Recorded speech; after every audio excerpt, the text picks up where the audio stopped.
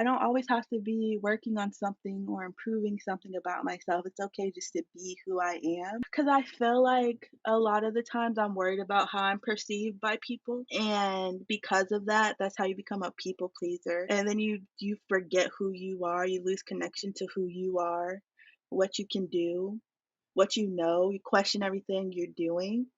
And that was really taking me out. I was like, this doesn't feel good. Yeah. So I've been trying, like, right now, my thing that I'm focusing on is going slower. So I now want to improve how I talk to myself. So that's literally the only thing I'm working on. And I'm like, for the next month, that's it. Hello and welcome to The Fostered. I am your host, Angel Foster, and today we have a very special guest, Tatiana Berry. Tatiana is one of those people that you start following online and you instantly become in love with them and you just try to figure out how you can become best friends and eventually vacation together. That is my plan with Tatiana. She is so amazing and I am so in love with this conversation. This is one I'm definitely going to be playing over and over, especially the part at the end. You'll just have to stay tuned for it. She drops so many gems in this episode, and I won't keep you guys from it any longer. Please enjoy. Tatiana, welcome to The Fostered. How are you doing today? I'm doing good. Thanks for having me. I'm really excited to talk to you. Yes, no, I'm so happy that you made the time. I know it can be weird reaching out and asking someone to do something, and so the fact that you were so quick to say yes, I was just really appreciative to Well, you I'm very much personally. a fan of your content, so I was really excited when you asked. I was like, this is so cool. So, yeah. No, I literally feel the same way. The way that you capture the brand partnerships that you do and just document yourself daily, I am just so impressed with and definitely want to talk all things Well, content with thanks. you. But I also know that well, I just love could you give people a little bit of background on you and just share your Sure. story? So I guess as far as content creation goes, I started that during the pandemic. Um, I was working from home and I was very bored because I was like in an admin role. So, that's not very creative. And I was like, I want to do something. And I followed a bunch of content creators. And I was like, I can do that. So I started with skincare. Um, but during that time, I found out that I really liked it. I was like, maybe I can do this as a job. So I actually quit my job. And like for 3 months, I did freelance content creation, content design, social media management. And then I started working for a fashion startup, a plus size fashion startup, as their social media specialist. And I realized that I didn't like it as much as a job. um, Mm. but that job only lasted for 6 months because they let everybody in the United States go because it was an international company. Wow. And I just went back to my job that I had before in a different role. But throughout all of that, I've always done content creation, um, skincare and wellness specifically. But now I'm starting to want to do just more lifestyle in general. The skincare is fun, but I feel like I found my groove and like adding all these new products to try and share on my page. It kind of irritates my skin. It kind of gets overwhelming having all those products. So I'm like, I think I want to, transition a little bit, try something different. And I think about that so often when I see content creators posting themselves trying a bunch of new products, having to work with them, and I'm like, it takes you so long to get consistent, with me personally, with whatever I'm using to even see results from it. So I can't even think about having to introduce something new into my skincare regime, but I mean it's part of the job. I found out about a new company from you today. What Bubble, was Bubble? Yeah, I was like, I've never even heard of this brand, but the packaging was really cute and I liked how you did your thanks. content for them. Um, I wasn't really a fan of that content that I did today.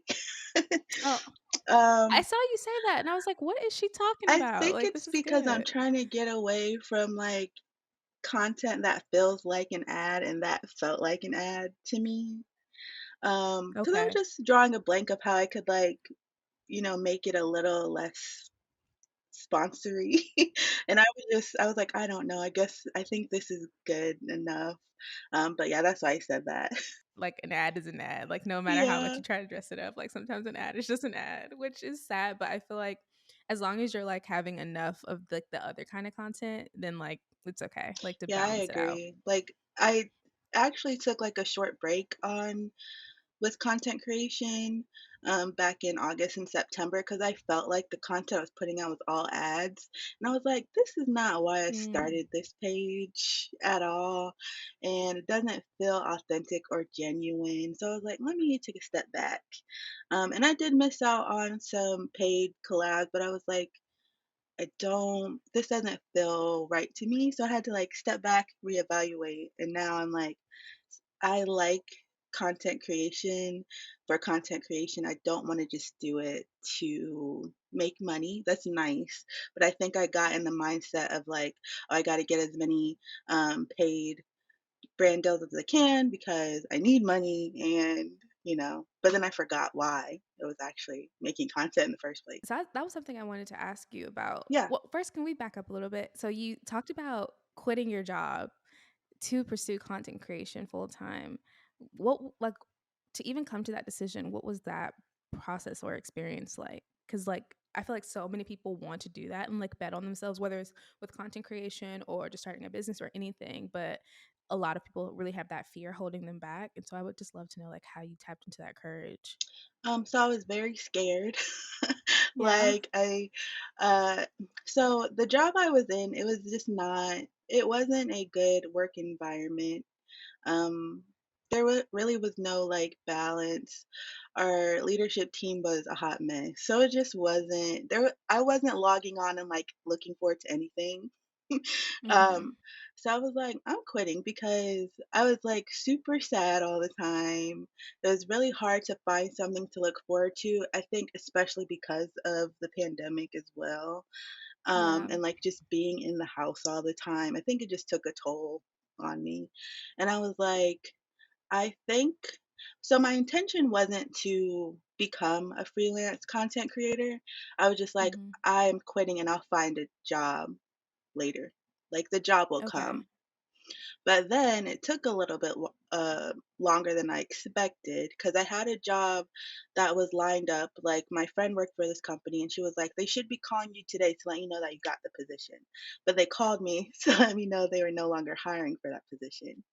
So when that Mm. happened, I was like, well, I need to make some kind of money.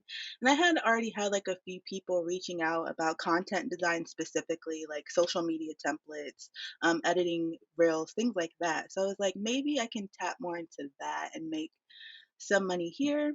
And that's what I did. I had a few long-term clients. So one was like a wellness brand. She did sea moss gel.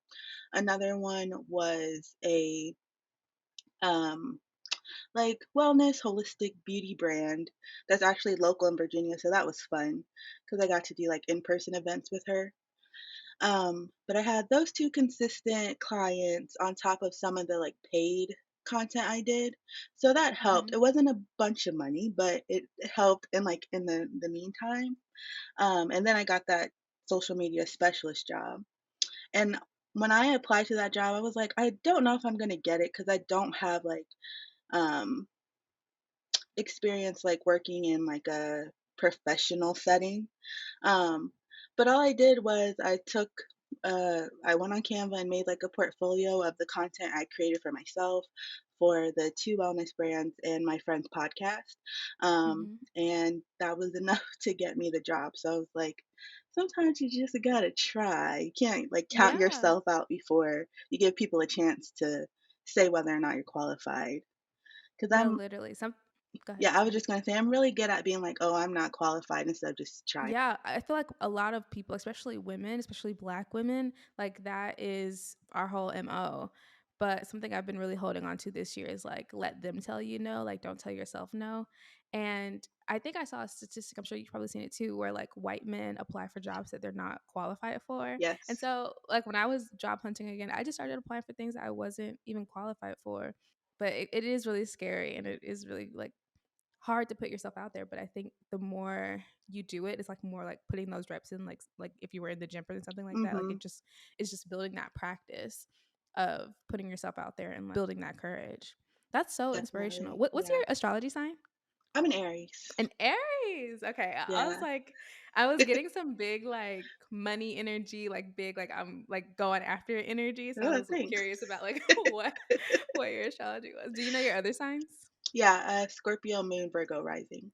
Oh, okay, Virgo rising. I have a Virgo placement too. Yeah, it's stressful. It is stressful, but that's why your content looks so good. Oh, thanks. I am curious about like how you get brand partnerships. So when I first started my page, I want to say I got my first paid partnership when I had less than 2,000 followers, and I don't think above 1,500. Really? Um, and that was kind of like a luck thing because the marketing director of Women's Foot Locker followed me. I don't know how she found my page. I have no idea. But she followed me and she recommended me for a Puma campaign that she was doing. So that was like my first uh, big like campaign because I was getting like gifted collaborations and stuff like Hmm. that. Um, Like, were you reaching out but for those, or they just reached out to you? So most of it was me reaching out to them. I had like a little template that I used where I would explain what kind of content I created, why I thought it would work for this brand, and what my plan was as far as content went. And if I could find an email, I would email them. Hmm. But if not, I felt like, people like to say DMs aren't professional, but I know a lot of skincare brands that reach out to me, it's in the DMs and everything Mm. happened in there. So I know people like to say, don't do that, but I don't see anything wrong with it. Um, Do and you think then people say that, like, as a form of gatekeeping a little bit? Like, oh, because they kinda knowing that you're not gonna find an email? they could be. That could happen. Another thing that you could do if you feel more comfortable in emails is I would go on LinkedIn Mhm. and type in the company name and like influencer specialist or marketing whoever handles the influencers. I'll type that in and try to see if their email was up there. Because sometimes you can find it there. Um, and then like after that Puma um, content. I did something with Vitruvi, and I reached out to them more as like, they might send me one so I can post, but they were like, "What's your rate?" And I was like, "Well, what did Puma, pay me?" So I Mhm. just went with that, and that was like my second big one. But I reached out to them Okay. with that template that I was saying uh, earlier. And you just made it in So, Canva. yep, That's yeah. amazing. And not everybody I reached out to was like, sure. A lot of Mhm. people were like, oh, we'll send this to so and so, you never hear anything. Or like, we're not looking for new influencers right now. And you just like, it's like, dang. But then you're like, you move on to the next Yeah. brand. Because I just like to keep a list of at the beginning of the year of brands that I would like to work with. Mhm. And I try to create content with the stuff I already have from them Mhm. or like engage with their content, follow their um, marketing people. Because like Gold, for example, Mhm. the reason I started working with them is because I followed. I want to say her name is Maitreya, is how you pronounce it. I don't think she works for them anymore, but she did. Okay. And I followed her and like engaged with her content like over a month or so, and then she reached out to see if I was interested. So it's just about, I guess, you know, getting in where you can fit in, like, you know, having an idea of what brands you'd like to work with helps a lot too. Definitely. This is so insightful, and I'm, like, taking so many mental notes of, like, what I'm gonna do after, because I feel like I've been kinda the opposite with content creation, like, I've just been so focused on, like, just making the content, and then I'm like, "The brands will come," but it's like, Well, low-key. that's true. They will. I would say they will. Because your content is the kind of content, I call it aspirational content. I think it's like it gets people excited and inspired, like, "Oh, I can do that. That looks exciting. I should try that." And I think that helps build a community, which is important Yeah. because, I mean, you can get as many brand deals as you want, but if people aren't engaging with that content, they're probably not gonna come back. Yeah. So, I don't see anything wrong with how you're doing it. That's just what I did. Yeah. No, I think I am wanting to, like, work in some of the, like, reaching out to brands and, like, being more intentional about, like, who would I like to partner with, and I think I have just a lot of scarcity mindset around a lot of the things, and now my channels are actually starting to grow or in, like, my platforms, and it's just like, "Okay, I can dream a little bit," but for a long time, just after not seeing any growth, and I think it's hard too, and I'd love if you could speak to this as well, like, being a Black creator, like, it feels like a lot of my content gets suppressed a lot of the times. Like, I'll have a TikTok blow up and then literally the rest of them are like sitting at 200 views. And I'm like, why is no, and I have like my followers are not too, I have more than 200 followers. So I'm just like, why Mhm. is it sitting around those numbers? And it can get really discouraging after a while. I'd love to know if you experience any of that as well. Definitely, because it's like you work hard on your content, you put thought behind it, you post it, and then you get like 10 views, and you're Yeah. like, but I worked really hard on this. And then you see a content creator who isn't Black put something that doesn't seem very like intentional or, Yeah. super creative, and they've blown up. And it's definitely disheartening. And people say like don't worry about the numbers, but I don't know if that's the greatest advice because, like, that's kind of what helps you. If your goal is to monetize your social media, that's something you need, to increase your engagement rate and things like that. And then, like, the algorithm, I feel like, people like don't use it as an excuse, just keep creating your content. But there's Yeah. literally studies about how most of the algorithms don't even pick up on certain skin tones. Don't tell me that. I didn't So know. it's like there's a documentary on Netflix about AI and algorithms and how they work, just on the internet in general. Mm, Um, and then I also feel like this might be like a reach, but I mhm. also feel like there's certain sounds and hashtags that Black content creators may use and rely on that I feel like either get shadow banned Mm. or because there's not a lot of people using the hashtag, it doesn't grow like it should. I just feel like everything is a a little racist, Yeah. a little bit, No, um, definitely. Oh my but gosh. then at the same time, I have to acknowledge, as a biracial woman who is light skinned, that I feel like that also plays a difference in how I'm seen on the internet as well. Definitely, for sure. Thank you for acknowledging that, Hmm. because I know it can get very easy to, like, complain, but it's like, we definitely do not have it nearly as hard. Right, right. And I wish, like, there were like, I saw somebody complaining about something the other day, and they had, like, 1,000,000 followers, and they were only getting, like, 8,000 views on, a video, and it was, like, unless they were talking about certain things, Mm. that the algorithm wanted to push, and so it's like, I don't know. It's like, how do you please this algorithm and also stay true to yourself? And I think maybe that's just going back to what you were saying on, like, community and, like, just building your community and just Mhm. focusing on them and the other people who come, like, they come. Right. Yeah, I wish there was a Black internet, low key, like, where we That would could be just nice. go. Yeah, that would be great actually. Okay. I So, wanted to talk to you a little bit about your wellness journey because you were saying okay. you've been getting into wellness, and I am a Mhm. wellness girly myself. um, so I'd love to know, like, how you came to, like, want to prioritize your own personal wellness and some personal practices that you like to partake in. So, I've always been someone like I started meditating my freshman year of college. I didn't really have any knowledge around it. I was just like, I'm stressed a lot. Let me try it.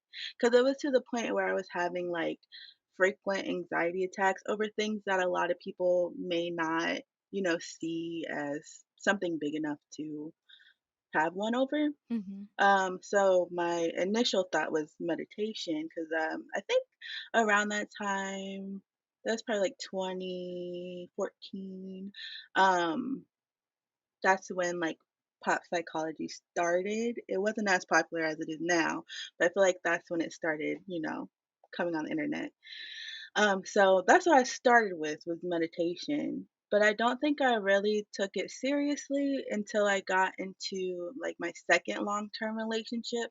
And I just noticed um, that a lot of my habits and what I did were very codependent, or something would happen and then like I would spiral and like be like, just talk really bad to myself. And it would be like something that, so small. Like I can't even be like, this is what happened now. Like I don't know.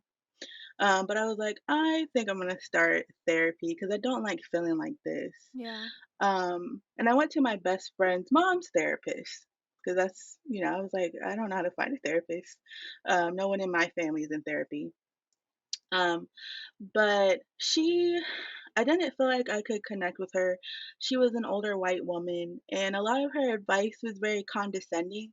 And I don't think it was intentional, but it definitely came off that way. So I stopped for a while. And then I found the Black Girl Therapy podcast, and I used their directory to find my second therapist. My And boss she actually found her therapist through them as really, well. Yeah. yeah. And she helped a lot, like a lot, as far as just my self image. Because I Mhm. think that's what I was struggling with the most.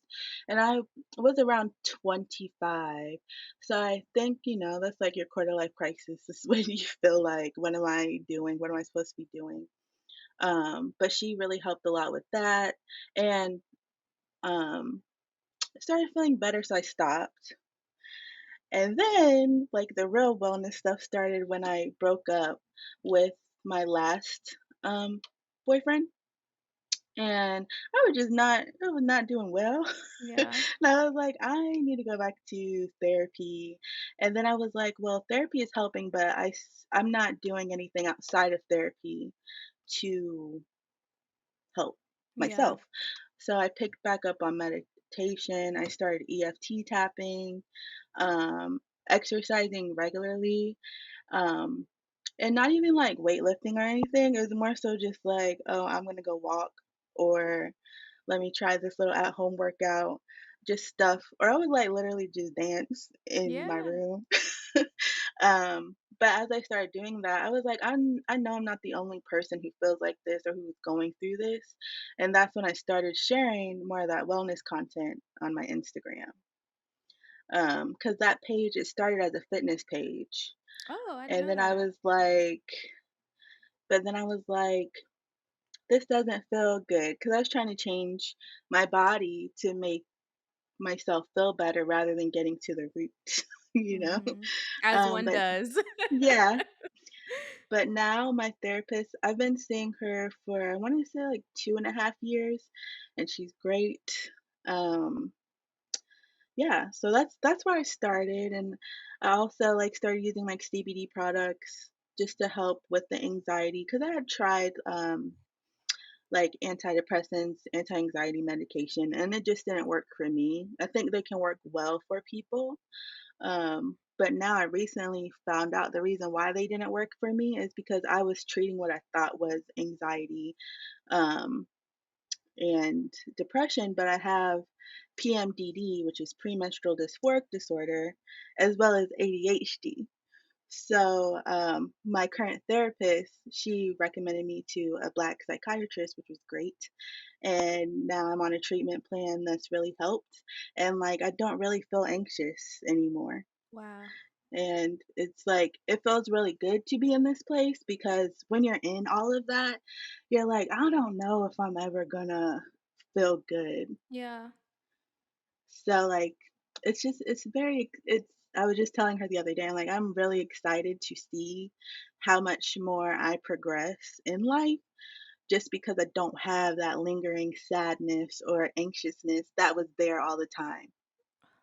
I'm getting like emotional hearing you say this. I just relate so deeply to what you're saying. I was on birth control for a really long time, and I Yeah. just got off of it a few months ago. Listeners of the pod already know my whole story, but I had a women's health and a women's holistic health coach on not too long ago, and we talked about PMDD a little bit, but she wasn't like super well versed in it. So I'd love if you could just share your personal experience with that. Yeah. So for me, about like 2 weeks before I started my period, I Mhm. would feel totally disconnected from everything. I wouldn't feel like myself at all. Like I would just cry like out of nowhere. And I would be like, but I don't know why. Like nothing's happened. I'm just really sad and I don't feel like I felt really hopeless, like nothing was going good. Even if everything was going well, as soon as I hit the luteal phase of Mhm. my cycle, it went downhill. And I was super anxious, crying. I felt like no one really liked me. Like it was just not great. And PMDD is just mood disorders associated with your hormones. Mhm. Um, and like you said, a lot of people don't know what it is. I feel like Like it's when very I new in the conversation. Yeah, when I took it to my psychiatrist at the time, he was a an older white man. He was like, "I never even heard of that." Yeah. But he took out the little like diagnosis book and we went through the assessment. And you have to have, I want to say it's either 5 or 6 or more of the symptoms to be diagnosed with PMDD. And I had all Mm. of them. Oh, wow. Yeah. What do you say? Do you And know it, some of the symptoms if you don't mind sharing? yeah. So extreme sadness, feelings of hopelessness, physical pains like cramps, migraines, um, a- agitation, unexplained anger. Um, I'm like, check, check, That's check, check, check. that's what I can remember right now, and the fact that you brought up, birth control. So, I didn't really notice those symptoms as much until after I had an IUD, and I've Mhm. always experienced a little bit of PMS, but nothing to the extreme of what was happening, Can I ask which one you have? at Did you that have the time. copper or the I had Kyleena, I think, okay, is what I is that the had. copper one or is it the bendy one? No, it's a little bendy Okay. one, but I had it for about 2 years, and then I was like, I need to take this out because I didn't at that time, I was like, I feel all over the place. Yeah. But then once I got it taken out, that's when those extreme, like, symptoms started. And I was like, "I don't know if this is normal." And I was also like, you can take, like, the self-assessment things Mhm. on the internet. So I was like, "Am I bipolar?" Because just how quick my mood would change, I was like, I don't know if that's what it is, but I later found out just reading up on PMDD that a lot of women who actually have PMDD are diagnosed with bipolar because the Really? symptoms are so similar, and Mm. because PMDD is not as well known, it's like newer. I think they just classified it as a disability like Oh, last year. wow. So I think people just assumed, well, her symptoms match this, so it's probably what Mhm. it is. Um, but yeah, that was my experience with it. I the first form of treatment I did was Zoloft. That didn't do anything. It wasn't until I got with this current psychiatrist and she put me on my ADHD medication and vitamin B6, like the highest dose. Mhm. And that combination, I don't know how it worked, but it did, and, now instead of that 2 weeks, sometimes it's like 2 days or a day or no symptoms at all. I'm so happy for you. That is just so So beautiful, and I feel like people are more open to the conversation now around like getting medicated and like especially I just don't hear like that many black people still talking about like what meds they're on that mhm. much I don't either, but and I so tell everybody.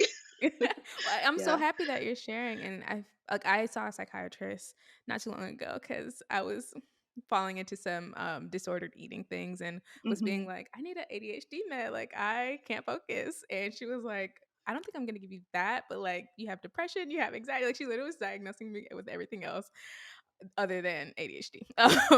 And so I, but like even in that conversation, I was like, I didn't want to hear that I had any of those things. Like I just kind of refused to believe it. And I think there's still like a big stigma around like needing help.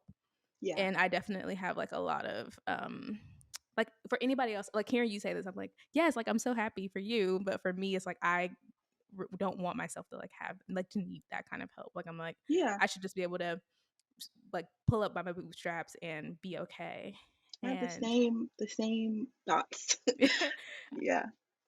so my question for you then is how did you get past that and be like, I'm just gonna do the things? Was it just how good you felt when you finally got I I think what it was is I was like, so the most that I would do to like help treat the symptoms when I wasn't on any medication was CBD. And that didn't do much as far as like the PMDD symptoms. mhm. Um, but it still made, a little difference. But then it got to the point where I was like, you're barely getting by. Mhm. Like, you spend like 2 to 3 weeks out of a month, most of the time, feeling really bad. And you're not the only woman with this or person with this. Um, there's gotta be something. So I was just like, I'm gonna try again. I was like, Yeah. maybe the first guy, he was, he also would tell me I needed to do like intermittent fasting to lose weight because then that would help Yeah. indirectly. Um, I haven't gone to the doctor just because like I don't want to hear any like weight stuff. And yeah, is it's my biggest pet peeve. And especially, I'm type 2 diabetic as well. So, like, that's the first thing they talk about as soon as I get to the doctor. But, so I was just like, "Yeah, I'm gonna try again." And I also think it makes a huge difference when you're able to talk to people, in mental health who look like you, yeah. um, and who really have a passion for it, because even when I told my psychiatrist about PMDD, she wasn't super versed on it either, but she went and did her research and came back with, like, all these treatment options. Um, so yeah, I was just like, I'm tired of this. I am gonna try again. And so far, I want to say it's been about 3 or 4 months. Mhm. So it's fairly recent. And I see a big improvement on just how I just do things regularly. So I'm so happy for you. Did you thank find out you. about it on TikTok? Because that's where I first heard about it. What, PMDD? Mhm. I don't know. I want to say I just Googled, like, I feel like this Yeah. every month. What is, and then I really don't remember because it was so long ago. Not so long ago, but like Oh, 2016, 2017. oh, okay. So you've Um, been new. yeah, but I didn't do anything about it for a while. Yeah, it wasn't until like 2019 that I like went and saw somebody about it, and he wasn't much help. Well, I'm glad that you found somebody that actually is working for you and is like super enthusiastic. That's Yeah, so me special. too. And you found that person through the Black Girl Therapy podcast.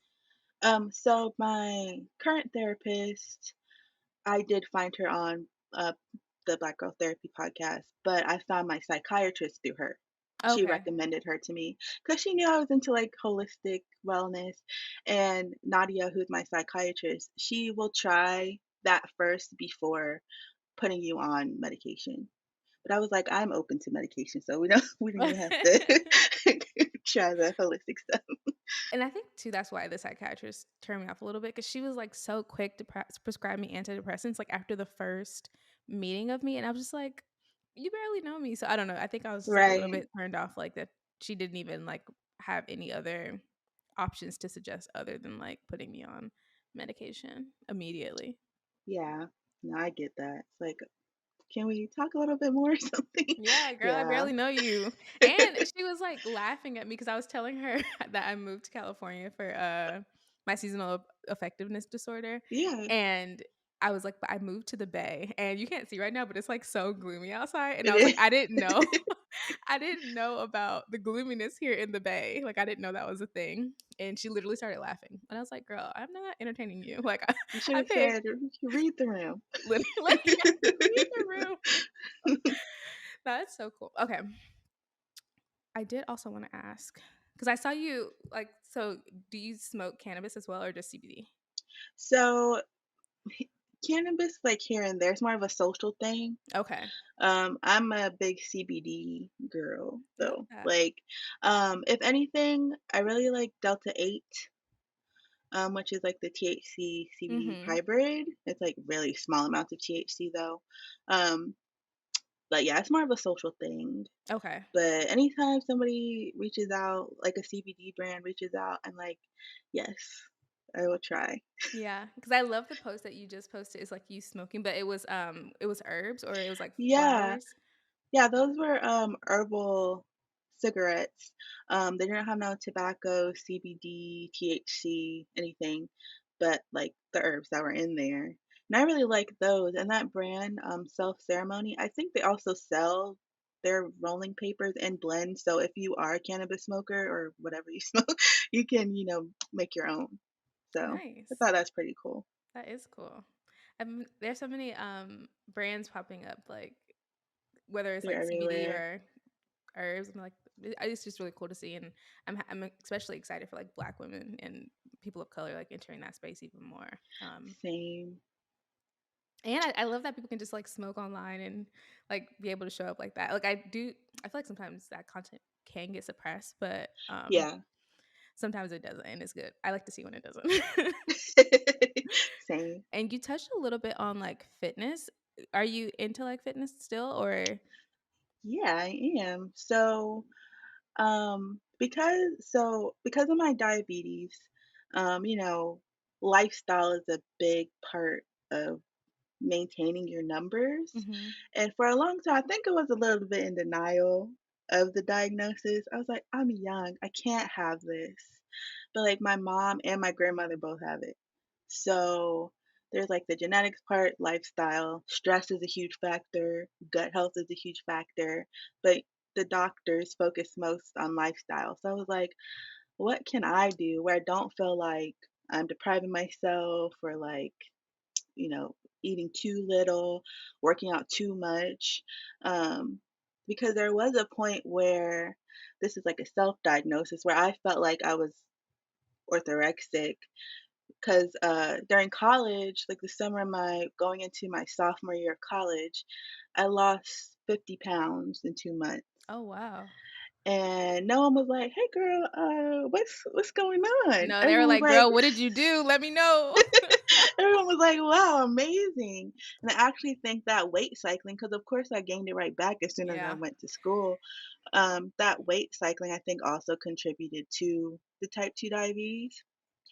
But so now it's like, how can I approach it with like a better mindset? And I was like, walking. I like walking. Like that's the easiest form of exercise for me.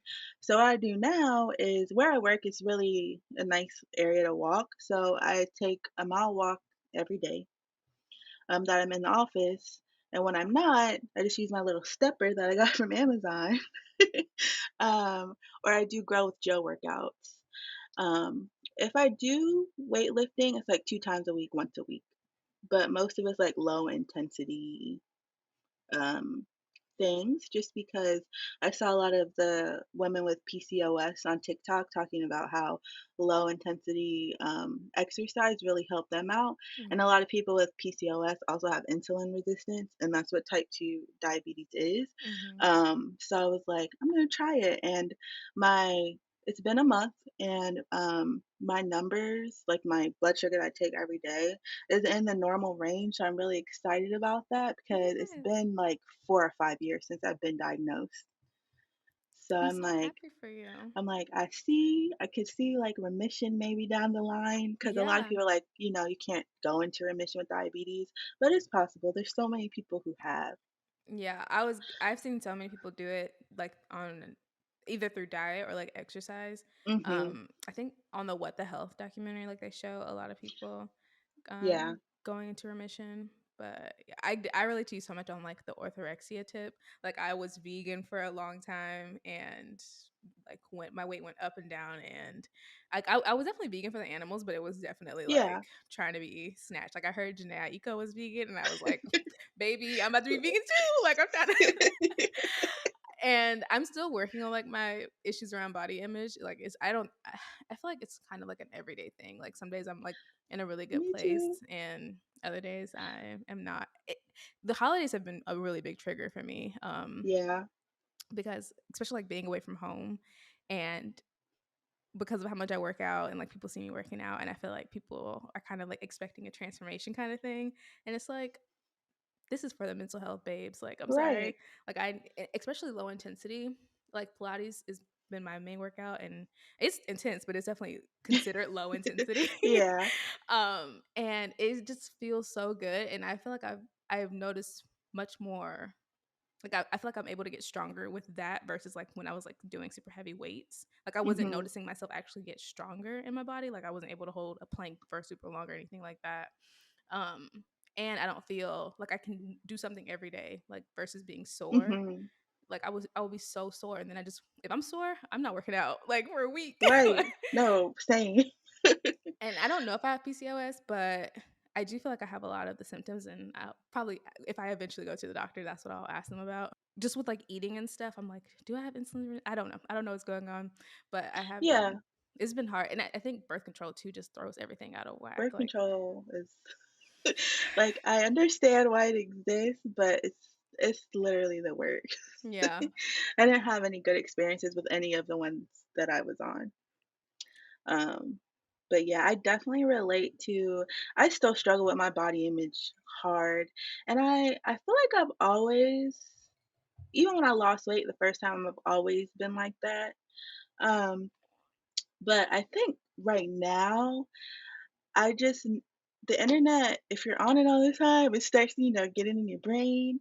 And the fact that everyone has a BBL and a flat stomach, and even like the plus size people on the internet, they are still curvy. I'm apple shaped. And I'm like, I don't see anyone like me. So there mm-mm. must be something wrong. Even though I know that's not true. It's just not people aren't on people probably who are also apple shaped may feel the same way that I feel sometimes, and they're like, "Well, I'm not gonna post myself on the internet." Yeah, So that's why I try to because I'm like, even though I don't see it, it's out there. They're yeah. just not on the internet. No, definitely. I don't Um, know what my body type is, but I've been getting a lot of hate comments on YouTube specifically. And I'm like, y'all really don't want plus size fat people like to post themselves. Like it is which actually is so wild. weird. And I know it's because those people who are like that I just assume they don't like themselves, and Yeah, when they see someone who they think shouldn't like themselves either because of the size of their body enjoying themselves, they're like, "How dare you?" literally. Instead of doing some inner work and being like, "Why don't I like myself? Why does it Literally. matter if this person is big? What's it to you? Like, what's that gonna do to you? Nothing." I do not understand it. I ended up just going back and forth with this one person because I was like, they say the comments are good for the engagement, so let me just go back and forth. Yeah, And he sometimes you literally have to. Yeah. He literally responded with, like, how much working out he does in a day, like, how much weight had he lost, and I was just like, "Good for you, babe." Like, Them that's ex fat people, yeah, they hate it. They're sometimes. fuming. They're like, "I lost weight, Yeah. starved myself, like, you need to do it too." Like, I don't know if you know Stella Williams. She's Mm-mm. a plus size content creator, but she has an apple shape too. And it's like super pronounced. Like, there's no questioning like what her body type is. And she had posted a video of herself in these pants that like really accentuated her Oh, I stomach. saw that. I love those. They were, like, green. Yes, Yes, I I thought she saw looked that. so cute. Those And like pants? people were like, you don't actually wear this stuff outside. And I commented, I'm like, "What does it matter if she's wearing it in the house or outside? Because it's on the Yeah, internet for thousands of people to see." And someone was like, "Well, she might be influencing bigger girls to wear unflattering stuff." First of all, let's forget about, like, flattering and unflattering. If you wanna wear it and Stella inspired you to do that and you feel good, then you do that. You don't worry about what other people are gonna say, because whether you're tall, short, fat, skinny, people gonna find something to talk about if they wanna talk about you. yeah, definitely, they will. Ugh. So, but I was like, it don't matter. I was, like, in the comments, like you were Yeah. saying, because I was like, "I don't y'all are not saying this to any other fashion creators who are Mm-mm. plus size." I haven't seen that comment ever until I was on her page. And the pants sold out. So I'm like, y'all were clearly influenced. Right, because they were cute. They were so cute, and she looked so good in them. No, I definitely saw that video. Ah, Yeah, I love those pants. I wish they weren't sold out. I I literally know. went to go look because I wanted They them. were really cute. Ugh. I like I've just been getting some baby hate. I'm like, I couldn't imagine getting like so many people just commenting so much hate. Yeah, that's what I think about too, like, because sometimes I'm like, my account should have grown more, like, in the past 3 years, because I started in 2020. But then I'm like, could you handle that many people having access to you? And the answer is no.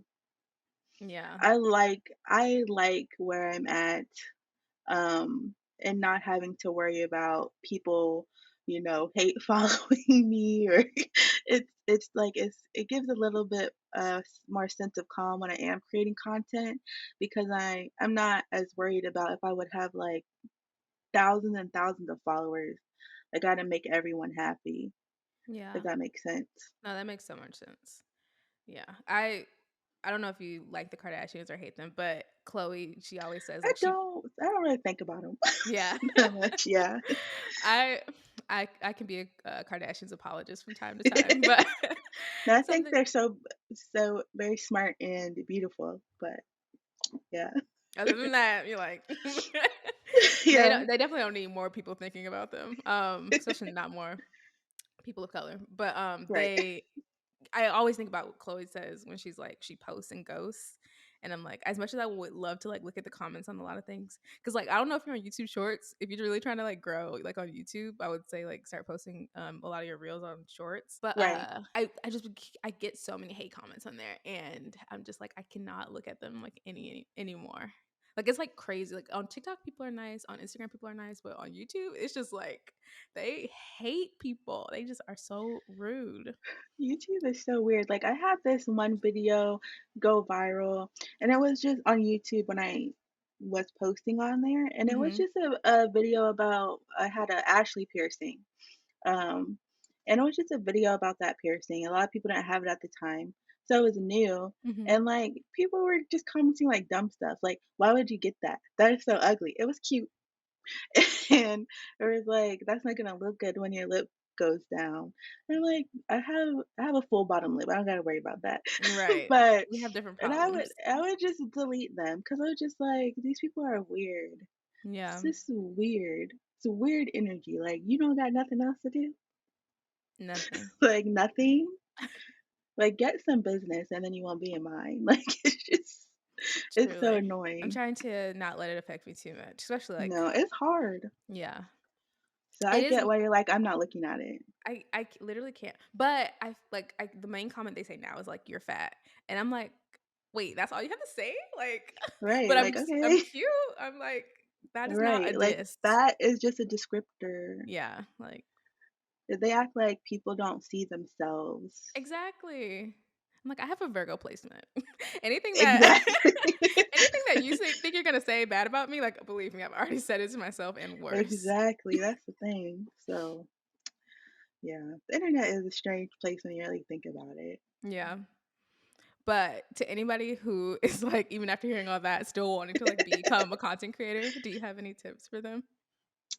Um, I would say now, like since video content is super, super popular and what's pushed on most platforms, Hmm. I would say, when I started Instagram, people were like, your feed has to be aesthetic. You have to have a certain look. You have to be done up. You have to learn to talk to the camera. But there's so like many options with video. You can literally just stand there and put text on a screen. So, I would say like just focus on what it is that you want to post, what you want to Hmm. share with people, and don't worry about what it looks like. Just just post it because somebody's gonna resonate with it, even if it's 5 people. Um, yeah. Honestly, it's just like put yourself out there. Don't overthink your content because that's when you don't post. That's at least that's when I don't post. I'm like, "Ugh, I don't think this is good enough." Yeah. And it's like, just post it No, because done it's is for always better than you. perfect. Yeah, like your content is for you, but it's also for other people. And you don't know who you're reaching when you're posting, especially like if you're like a wellness and lifestyle account. I feel like a lot of people are really into those types of accounts, especially when you're living like just like a normal everyday life. People just like to see that now because everything's been so curated and put together. It's like, I think when COVID happened, people were like, so this is not real. Mhm. I need to see something that reflects who I am, um, or something I can relate to. So I think that's what kind of content people are looking for, like authentic content that can be pretty. Like, I'm not saying completely forget about how it looks, but that's not the first thing that I think people are paying attention to. Because TikTok is the perfect example. Like the chicken salad lady, Oh my she was just being gosh. herself. She was just being herself. And now So everybody is using her sound. I say it every day. So Literally, I'm just like, so the finger that's what is I would bent. say. So that's what I would say. I'm like, honestly, just do what you want to do, and that's my advice for life. Because you don't want to look back and be like, oh, I wish I did that, but I was too scared. I like to say, like, if you see somebody doing something that you wish you could do, it's not that that person had anything that you didn't. It's just that they felt scared or fear, or maybe they didn't. But like most people do feel some kind of nervousness or Mhm. anxiety when trying something new. They still did it anyway. That's usually the only difference. So yeah, that's what I would say. That's beautiful advice. I definitely needed to hear that because I was definitely feeling discouraged earlier today. Oh, I'm glad. Okay. And I like to ask all my guests, what is something that you're fostering currently? Hmm.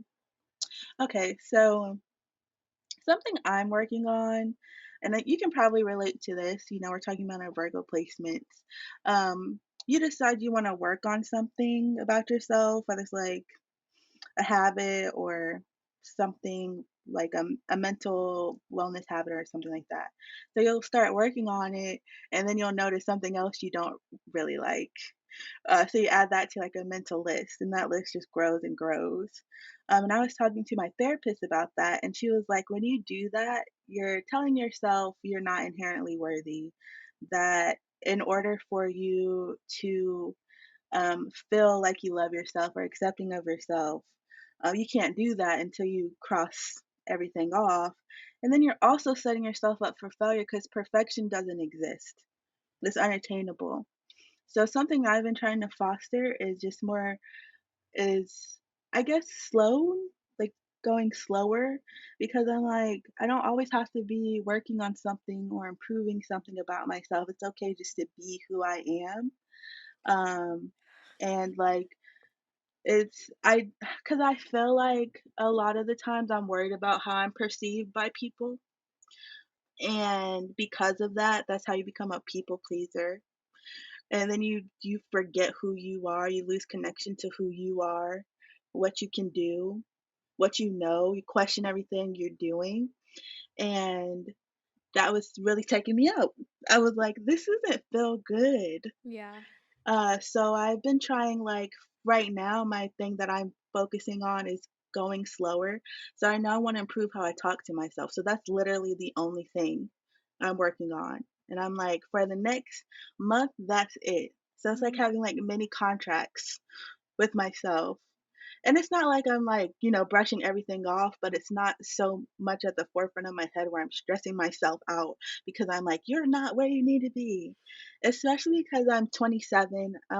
I feel like I'm not in the same place as people my age. Comparison will get you. Um, and it's really like I have a great job, like I have great friends, but like seeing people getting married, seeing people have their own homes, and like I still live with my parents, and for a long time I felt shame around that, and now I'm like, there's nothing wrong with that. Not Like a damn thing. it don't change anything about who you are, Mm-mm. And again, you don't need to always be doing something. Literally just and I feel like when you feel like you always need to be doing something, that's also you distracting yourself from what you actually need to focus on. So yeah, that's what I'm working on, just being nicer to myself, slowing down. That literally Yeah. made me emotional, and I am a Cancer, so, like Oh, okay. and my period is starting in a few days, so I just got Oh, a notification from my Apple Watch because 'cause I'm like, "Why am I on the verge of tears?" But, oh, I really feel like I just needed to hear that because I struggle so much with like worthiness and rest. And I'm like, if anybody needs rest, it is women of color, it is Black yes. women. But and I did a whole podcast on that. I literally did a whole podcast on that, and I still am like, it's a lesson that I Yeah, need to come back it to. takes practice Yeah, like it's a anything practice. else. I never thought about that though. Like the things I check off, like that is inherent to my sense of worthiness. Yeah, I'm gonna have to listen to this again. Probably just put it on repeat. Oh, Well, I just want to say thank you so much for your time and coming on today and spending your evening with us. really enjoyed talking to you. So thank you for having me. It was really fun. Yes, I I don't know if you've seen this, but it's like nobody's gonna support you like that person you met over the internet. Like Yeah, and so I think of you like that, it's especially so true though. It's so true. I hope we get to meet in person one day if you're I ever hope in the so Bay or too. California. I hope so too. I did not like LA. I will never go back to LA. But I do definitely want to visit the Bay. So I think you like the Bay a lot. It's really fun here. yeah, it looks cool. I also may be in I have a friend who I met here. She's moving to DC. I don't know how far DC is Okay. from Virginia. Like where I'm at, it's like a 3 hour drive. Okay, maybe not. That's not too bad. So Yeah. if I'm in DC, I'll let you know, or if I'm in that area, Okay. I'll let you know. Is there anything you want to plug? um, Not really. I mean, Okay. you can follow me on Instagram if you want at Yes. Tatiana Be Well. But yeah, this is so fun. Thank you so much. All right, I'm gonna sign off now. Bye, y'all. Bye.